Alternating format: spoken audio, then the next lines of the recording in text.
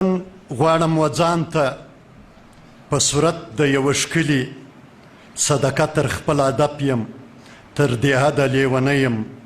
چې که یاس خدای پر جانان کړم او بیا خوله ورځنې واخلم. اوس بلنه ورکوم د پښین د ځوانانو د ادب د ډګر خصوصا د طریق پسند ادب له حوالې یو داسې چاته چې 13 کاله یې په یو دشت کې راز د لیرې لیرې څارلی دی او بیا هغه ته لیکنه لیکلې ده د کائنات په وسطو کې ورک سړی. بلنه ورکوم ملګري میر عالم میر ته چې یوه موده پس بیا نن پر سټیج باندې ښکاره کیږي. میر عالم میر.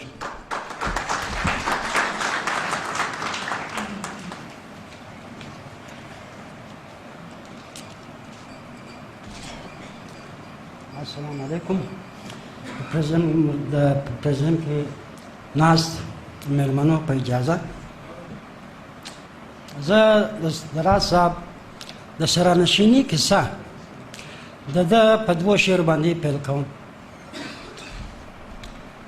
زه د ژوند او د مرګي تر حد وتلی زه د ژوند او د مرګي تر حد وتلی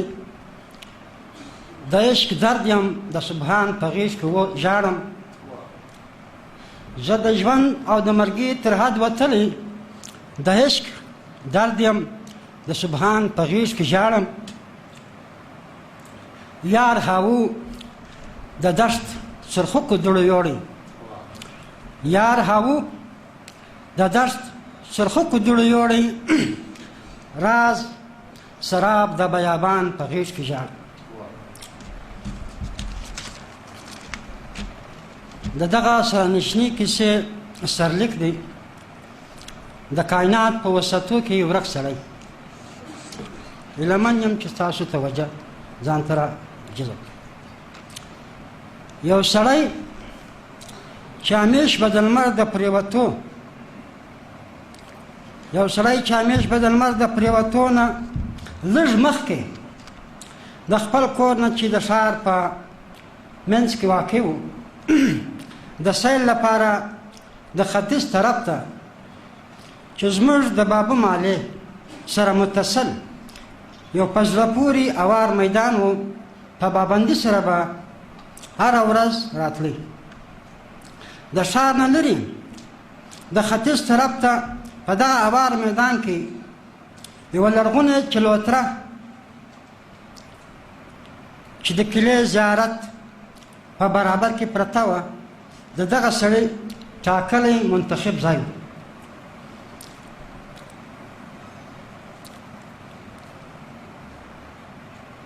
د دغه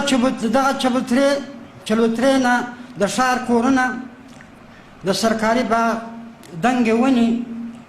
د ښار د غرو چاپېره سلسلې د سپېره خزان او د ژمي په موسمونو کې ځان ته بیل بیل خوند کیفیت لري. د دغه سړي دغه سیل دغه عادت چې زما په یاد دی په پابندي سره یې دوام درلود. زه هم هر مازدیګر د ورځني ستړیا په خاطر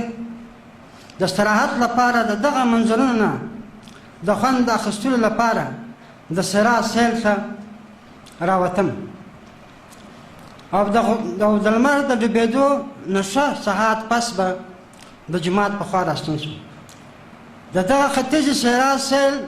په کلونو محیط دی. دا د څو شپو او ورځو خبره نه ده. کله چې به دغه سړی په سیل نه و راوتلی نو هغه ورځ به د صحرا منظرونه ډېر پیکه پیکه و. خدای شته چې ما به یې ډېره کمي محسوسول. ولې چې هره ورځ به زموږ خپل ټاکلي ځایونو ته روان وو او تر ماښام پورې به د فطرت په منظرو کې ډوب وو. زما او د دا سړي په ټاکلي ځایونو کې دومره زیات واټن نه و. ځکه خو د دا سړي هر عمل زما تر نظر لاندې و. همدغه وجه وه چې کله به دغه سړی په فطرت کې ډوب سړی پرله پسې څو ورځې خپل ټاکلي ځای ته رانغی نو به ډېر اندېښنمن شوم چې دغه په فطرت مین سړی ولې د سیرا سیل پرېښود خو شپې ورځې تېرېدلې چې کتل مې یو مازدیګر بیا دغه سړی په هغه لرغونې چلو ته لکه ځمکه په ګردش اخته بوخت و زه هم ورو خپل ټاکلي ځای ته ورسېدم او د فطرت په نندارو کې د لږ ساعت لپاره ډوب شوم د دغه سلیس د سیل دغه سلسله بیا په پابندي سره پیل شوه او ما به د لرې نه ورته کتل او د ځان سره به م ویل چې زه ښه شو دا سړی بیا په خپل ټاکلي ځای ګرځي یو څه موده بعد بیا د ناغو سلسله پیل شوله کله یوه اونۍ او کله 2 اونۍ خو دغه سلسله زیاتېږي او کمیږي نه کله خو دا سلسله تر میاشتو پورې ورسېږي له ډېرې مودې پس یو وار بیا دغه په فطرت کې ډوب سړی په خپل ټاکلي ځای ښکاره شو او هم هغه شان په خپل ګردش بوخت و او دغه عمل به یې تر لمر پرېوتو پورې دوام درلود کله چې به ژړ مازدیګر تک تور ساده په خپل مخ راخور کړ نو دغه په فطرت کې ډوب سړي به خپل تندی دغه چلوترې په سپېرو خاوره کې د بېکنار کائنات څښتن ته په سپېرو خاوره کې کښېښود او دغه سړي دغه عمل ننداره به ما د لرې نه کوله او د خپل سیل سلسله به م ختم کړه او د جومات په خوا به راستون شوم کله چې به دغه سړی یوازې و او بل څوک به یې په خوا کې نه و نو دا به زما دپاره ډېره ښه موقع وه چې دا سړي سره سلام دعا وکړم حال احوال یې معلوم کړم ما ته دا معلومه وه چې زه ورسم دا دی ضروري دی به ضرور د نوي غزل یا شعر غوښتنه کوي نو د دې سړي د ملاقات نه به مخکې اول ما د غزل بندوبست کاوه او بیا به ملاقات ته راتلم زما نه د شعر د اورېدو او د مطالعې پوښتنه ضرور کوله کله چې به ما غزل ورته واوروله نو په ډېر انهماک سره به یې واورېدله او غزل د اورېدو پس به مې خدای پاماني ورسره وکړه او خپل ټاکلي ځای ته به روان شوم د لمر ته پرېوتو به هم هلته ګرځېدم اوس یو وار بیا دا سړي د ناغو سلسله پیل شوه کله وي او کله نه وي ډېر زیات انتظار مې ویست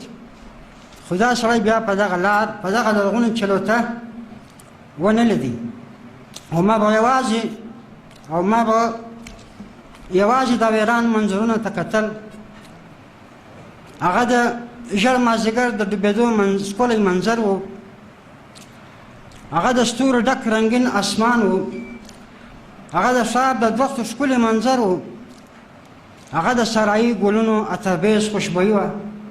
هغه د مازدیګر په وخت د مرغیو چڼهار و هغه د ورځو شپو سلسلې وې خو دغه په فطرت کې ډوب سړی بیا خپل ټاکلي چلوترې ته رانغی د نه راتګ سلسله چې نوره هم اوږده شوه نو خبر شوم چې هغه په فطرت کې ډوب سړی د خپل نګار په لټون په بله لار روان ډېره مننه ده